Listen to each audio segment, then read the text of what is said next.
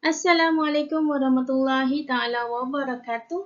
Baiklah, kita akan teruskan belajar Bahasa Melayu tahun 3, tema 6, Kelestarian Alam, unit 18, Tahukah kamu? Tajuk Taman Negara Kita. Baik, kita akan belajar aspek seni bahasa, standard kandungan 4.3, menghasilkan bahan sastra dengan menyerapkan keindahan dan kesantunan bahasa serta mempersembahkannya secara kreatif. Standard pembelajaran 4.3.1, mencipta bahan sastra secara berpandu dan mempersembahkan secara kreatif, iaitu pantun 4 kerat. Objektif pembelajaran, pada akhir pembelajaran, murid dapat melengkapkan 2 pantun dengan pembayang dan maksud yang betul. Kriteria kejayaan, murid berjaya melengkapkan pantun dengan 1 pembayang dan 1 maksud dengan betul. 2. Melafazkan 4 rangkap pantun dengan sebutan yang jelas dan intonasi yang betul. Baiklah, semua telah bersedia. Mari kita belajar bersama-sama. Baik, aktiviti yang pertama, mari kita memahami dan melengkapkan pantun. Pantun ini bertajuk Taman Negara Kita. Kita lihat di dalam rangkap yang pertama.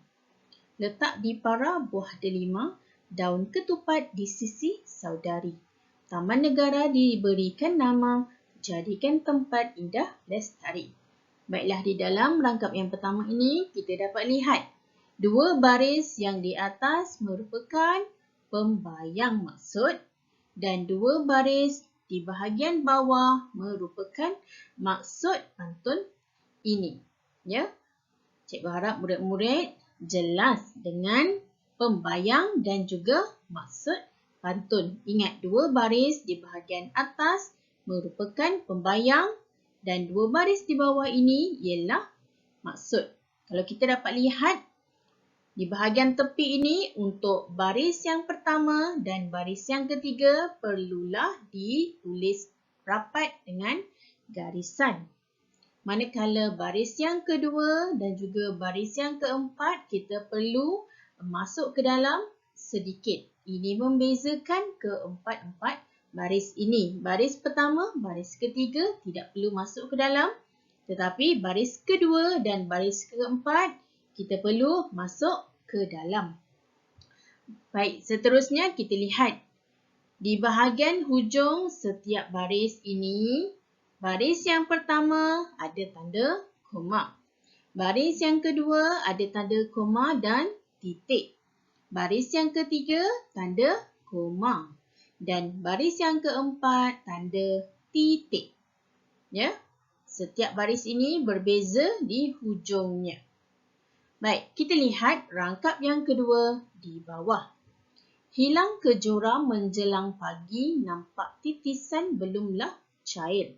Taman negara tanahnya tinggi, jadi kawasan tadahan air.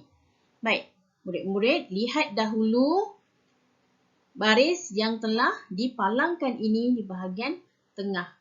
Yang dipalangkan ini merupakan jeda bagi pantun ini. Jeda tu maksudnya kita perlu berhenti seketika. Hilang kejora menjelang pagi, nampak titisan belumlah cair. Bacaannya seperti itu. Kita perlu berhenti seketika di bahagian tengah ini. Baik, seterusnya murid-murid lihat di bahagian hujungnya, bahagian rima akhirnya mestilah sama bagi baris yang pertama, baris yang ketiga, baris yang kedua, baris yang keempat. Contoh dalam baris yang pertama ini, rima akhirnya ialah GI ataupun G. Murid-murid lihat di baris yang ketiga, Taman Negara tanahnya tinggi. G, barisnya di bahagian hujung ni, rima sama dengan baris 1. Manakala baris yang kedua, kita lihat di bahagian hujungnya, cair. Baris yang keempat, di bahagian hujungnya, air. Rima akhirnya sama, iaitu AIR dan juga ARR ataupun air. Ini merupakan rima di bahagian hujung. Baik, sekarang kita akan melengkapkan pantun ini dengan pembayang dan juga maksud. Seperti yang telah cikgu jelaskan sebentar tadi, dua baris di bahagian atas merupakan pembayang, dua baris di bahagian bawah merupakan maksud. Kita lihat di dalam rangkap yang ketiga ini, pokok bidara di tepi perigi. Pohon mempelam lebat buahnya. Taman negara perlu dilindungi, kitaran alam kekal selamanya. Baiklah, murid-murid juga boleh lihat rima akhir di dalam pantun ini. Untuk baris yang pertama, rima akhirnya GI, gi. Sama dengan baris yang ketiga, taman negara perlu dilindungi, GI. Baris pertama dan baris ketiga, rima akhirnya sama. Seterusnya, kita lihat baris yang kedua, pohon mempelam lebat buahnya. Baris akhirnya di sini ialah nya. Sama dengan baris yang keempat, kitaran alam kekal selamanya. Rima akhirnya ialah nya. Sama ya. Kita teruskan untuk rangkap yang keempat. Di pohon ara, ayam berkokok. Di atas tanah, turun sinuri.